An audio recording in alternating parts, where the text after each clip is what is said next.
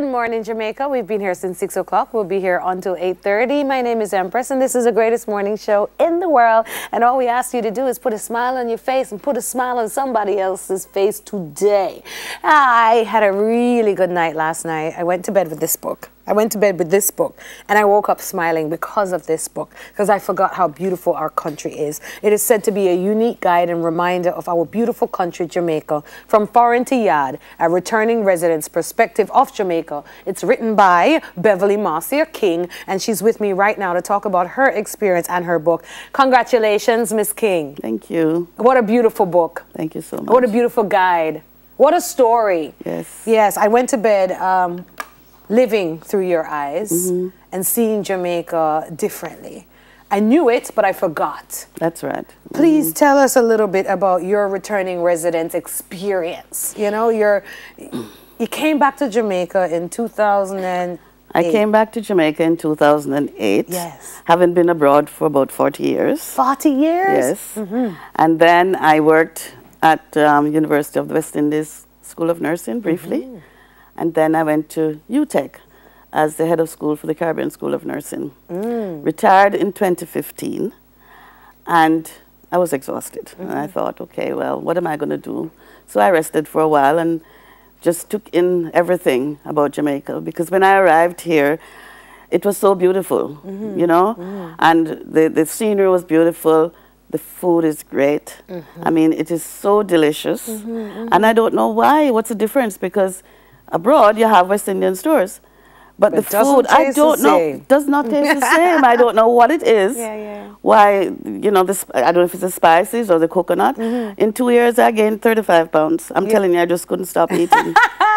Well, let's go when you left. How old were you when you left? You first went to England, and then you went to Canada. Right. And that was a whole culture shock for you. That's right, yeah. What stood out the most? Something you'll never remember about your experience. Let's talk about when you fell on the snow, on your butt. Listen. Tell us about that. I had just arrived in Canada, like maybe for a year or so, and went out grocery shopping and had all these bags of groceries walking home, and I fell on the snow. And I was so embarrassed, because, so I looked around to see how many people were there looking at me, and my groceries scattered around. I thought, this is the last winter I'm spending in Canada. You know? But you spent many more winters. I spent many more, because I pursued my studies, my professional studies, and so that was what happened. All right, so you came home. Let me tell you, people, you have to get this book, because a lot of returning residents are afraid when they scan the pages of our newspapers online and they hear the murder rate. We just had an interview about the crime and the shooting. They're afraid to come home. But when you read this book, you kind of want to jump on the plane. You talk about landing at the airport and that great experience in comparison to other airports. You talk about, my gosh, the people.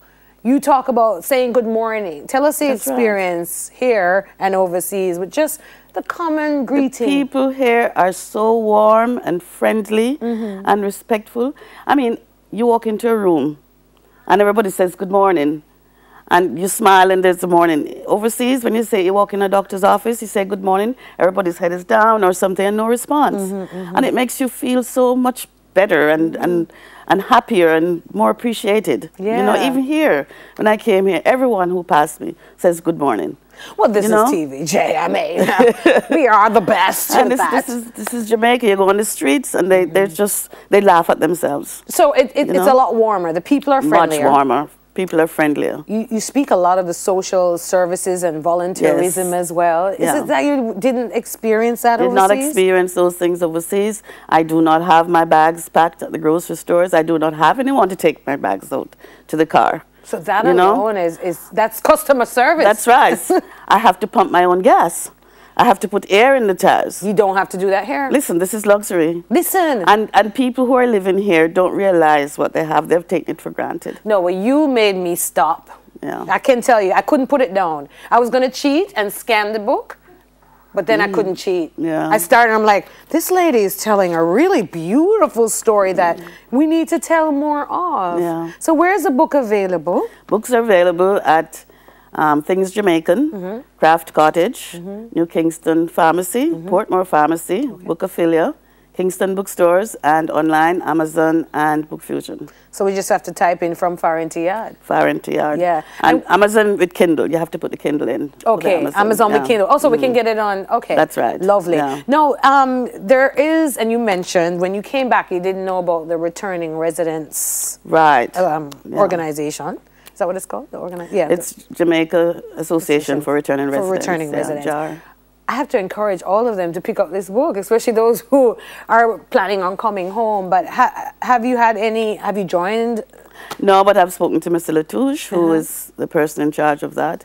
So I will learn further. I have an appointment with him next week. Yes. And so I'll know more about it. But that is something that Returning Residents needs to I'm sure you've spoken to some of your friends abroad in England or Canada, yes. other Jamaicans as well. Oh, yes. I'm sure you've introduced them to the book. I have, yes. What are they saying, though? What's a narrative with the diaspora? Well, they feel that it's good to see something positive, because when you're abroad, all you hear is the negative things. And so this book will really reinforce the positive things. They should look at Jamaica as the cup half full, as opposed to half empty, yeah, you know, and the other things. And so in order for them to help us, because we do have needs, so they can donate, they can invest, and make it a better place for them to return. I love it. And you also spoke to other residents in this book. We were able to hear how other residents felt about their experience coming home, their food, their Jamaican food. You asked them how would they motivate others to return to Jamaica, and it was really nice to see their responses. What do you want to see with this book? Where do you want to see it going? How many? Let's talk sales. Let's talk. Who do you want? I would like this book to go all over the world. You know, I agree. It's for everybody. It's for the local Jamaicans who have forgotten and don't appreciate. It's for the returning residents who are living here that are not focusing on the good things. Right. And it's also for the tourists. They can use this as a guide. Exactly. You know? So we want to ask all hotels to put one of these in each room for your guests. That's right. All right. And they can purchase it. We want everybody in the diaspora to buy this. We want every embassy to buy 5 copies for their guests and their staff. Or there 10. we go. Or 10. Miss King. Or 50, 60. Hey, there's no limit to where we can go. Great book. Thank you for the positive documentation. I really appreciated it. Thank you so much for having me. And now